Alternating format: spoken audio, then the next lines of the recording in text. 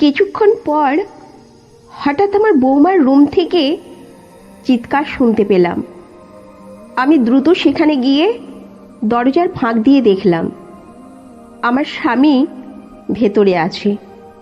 বৌমা কেঁদে বলল, আজকে আর নয়, আমি আর কষ্ট সহ্য করতে পারছি না। স্বামী শান্ত করে বলল, আজ রাতেই সব শেষ, তোমার যন্ত্রণা সেরে যাবে। আমার ছেলে ফিরে আসার আগেই তোমাকে পুরোপুরি। আমার নাম সুমিতা, আমার স্বামী সুমন। তিনি হাসি খুশি একজন মানুষ ছিলেন।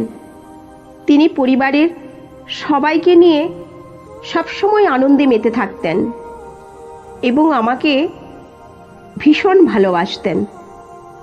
আমরা আমাদের সন্তানদের সাথে অনেক সুখের মুহূর্ত কাটাতাম, কিন্তু আমাদের পরিবারের এই সুখময় জীবন ধীরে ধীরে বদলে যেতে শুরু করে।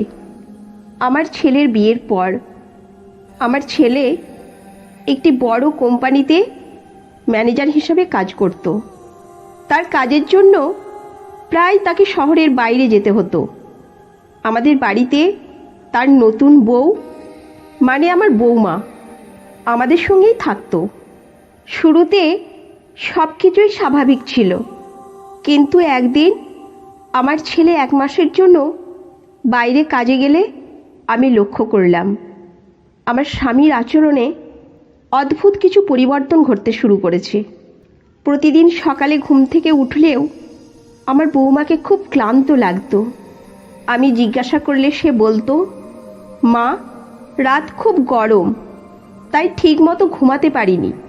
প্রথমে আমি এসব বিষয়কে গুরুত্ব দিইনি, সব কিছুই স্বাভাবিক বলে মনে হয়েছিল।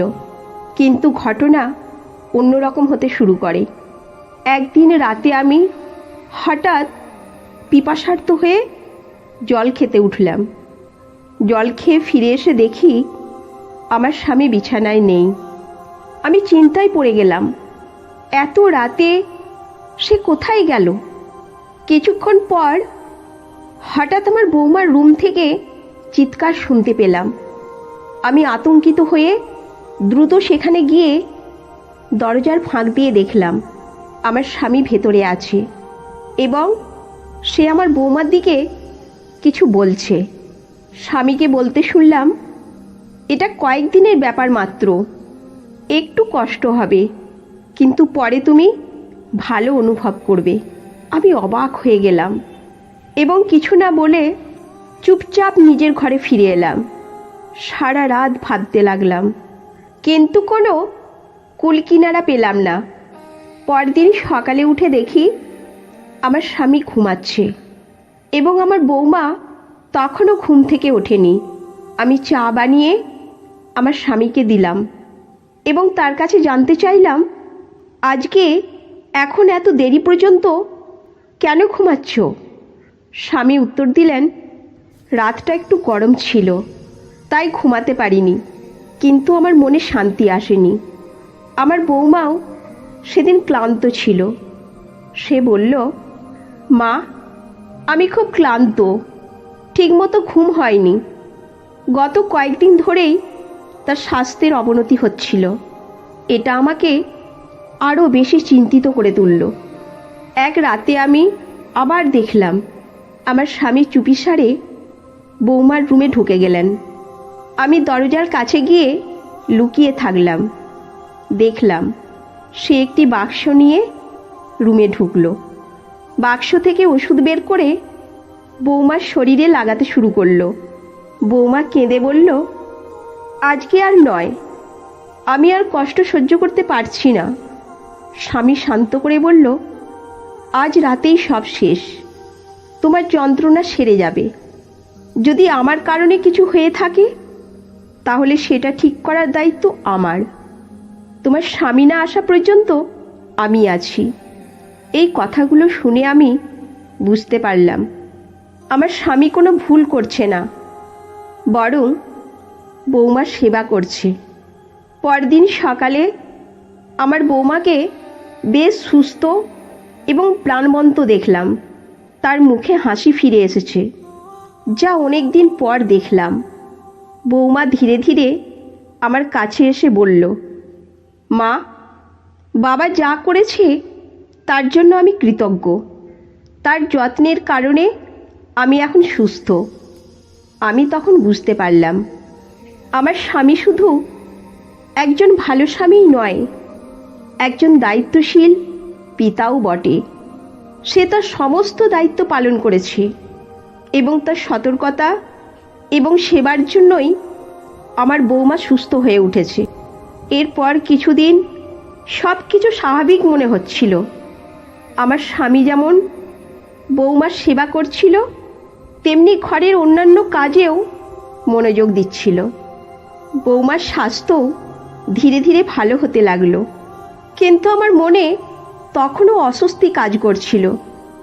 একদিন দুপুরে যখন সবাই নিজের কাজে ব্যস্ত ছিল, আমি বৌমার রুমে ঢুকে পড়লাম। বৌমা তখন বিশ্রাম নিচ্ছিল। আমি তার পাশে বসে তাকে জিজ্ঞাসা করলাম, তুমি কি সত্যি এখন পুরোপুরি সুস্থ? বৌমা মৃদু হাসি দিয়ে বলল, মা, এখন আমি অনেক ভালো আছি, কিন্তু একটা কথা বলবো। আমি বললাম, নিশ্চয়ই বলো।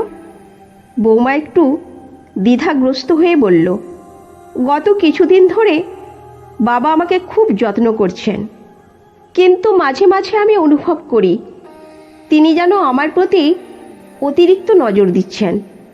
আমি এটা নিয়ে কিছু বলতে চাই না, কিন্তু আমার মনের মধ্যে কিছুটা দ্বিধা কাজ করে। আমি চমকে উঠলাম। এই প্রথম আমি বুঝতে পারলাম আমার বৌমাও স্বামীর আচরণে কিছুটা অস্বস্তি অনুভব করছে। সেদিন রাতে আমি সিদ্ধান্ত নিলাম বিষয়টি আরও গভীরভাবে খতিয়ে দেখতে হবে। আমি স্বামীকে কিছু না বলেই চুপচাপ বৌমার রুমের কাছে গিয়ে লুকিয়ে রইলাম। কয়েক মিনিট পর স্বামী আবার বৌমার রুমে ঢুকলো। আমি দরজার ফাঁক দিয়ে দেখলাম সে বৌমার সঙ্গে কিছু কথা বলছে। স্বামী বলল, আজকেই রাত শেষ, তোমার আর কোনো চিন্তা করতে হবে না। তোমার স্বামী ফিরে আসার আগেই তোমাকে পুরোপুরি সুস্থ করে তুলতে চাই। এই কথাগুলো শুনে আমার সন্দেহ আরও বেড়ে গেল। আমি দরজার পিছনে দাঁড়িয়ে সব কিছু শুনতে লাগলাম, কিন্তু যখন দেখলাম স্বামী আবার ওষুধ লাগাতে শুরু করেছে, তখন বুঝলাম সে আসলে বৌমার ভালো চাইছে। তবুও আমার মনের অস্থিরতা কমল না। আমি ভাবতে লাগলাম, এত রাত করে কেন ওষুধ লাগানো দরকার?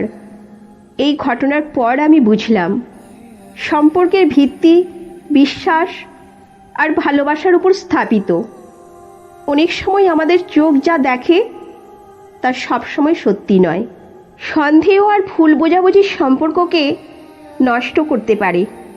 তাই ধৈর্য ধরে সত্যিটা বোঝার চেষ্টা করা উচিত। আমার স্বামীর প্রতি সন্দেহ জন্মানোর কারণে আমি ভুল পথে যাচ্ছিলাম, কিন্তু শেষ পর্যন্ত বাস্তবটা জানলাম।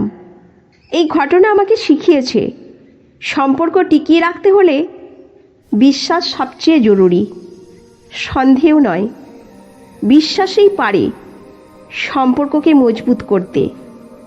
বন্ধুরা, জীবনে অনেক সময় পরিস্থিতি আমাদের বিভ্রান্ত করতে পারে, কিন্তু তখন শান্ত থেকে সঠিক সিদ্ধান্ত নেওয়া জরুরি।